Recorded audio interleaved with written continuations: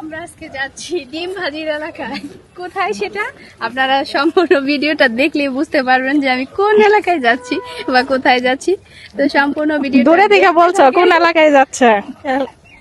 না, কোন এলাকায় যাচ্ছি সেটা তো দেখাবো, সম্পূর্ণ ভিডিওটা দেখতে হবে না। তবে আমি নিক নেম দিছি ডিম ডিম ভাজির এলাকায় যাচ্ছি গাইস। প্রত্যেকটা মানুষেরই স্বপ্ন দেখার অধিকার আছে, আর সেই স্বপ্নটাকে বাস্তবায়িত করার জন্য তারা বহুদূর পর্যন্ত ছুটতে পারে। হ্যাঁ গাইস, আমারও কিছু স্বপ্ন আছে, আর সেই স্বপ্নটাকে বাস্তবায়িত করার জন্য আমিও যাচ্ছি। হ্যালো এভরিওয়ান, কি অবস্থা সবার, কেমন আছেন সবাই? আশা করছি সবাই অনেক ভালো আছেন।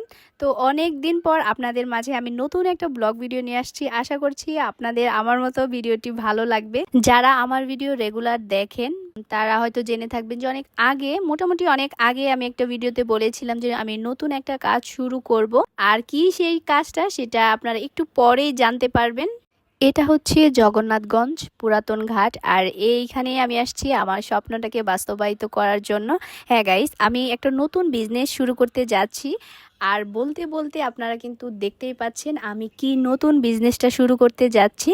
আর আমার এই বিজনেস বলেন, স্বপ্ন বলেন, এটা সম্পূর্ণ মানে আমার বড় মামির ওইখান থেকে আসছে। উনার মুরগির ফার্ম বা উনার যে মুরগির খামারটা আছে সেটা দেখি তখন থেকে আমার মানে মনের মধ্যে জাগছে যে আমিও কখনো যদি এরকম সুযোগ হয় আমিও তাহলে একটা মুরগির খামার করব।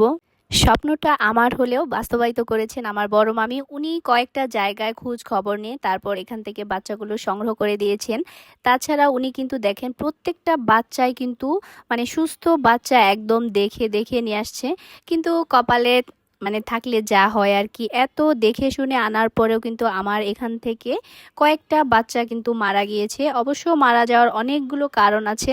আমরা যেখান থেকে বাচ্চাগুলো নিয়ে আসি সেখানে আমি 500 বাচ্চার অর্ডার দিয়েছিলাম, আর সেখানে একসাথে তাদের 500 বাচ্চা দেওয়া সম্ভব হয়নি বিধায় তারা দুইটা ভাগে ডিমগুলো ফুটিয়েছিল।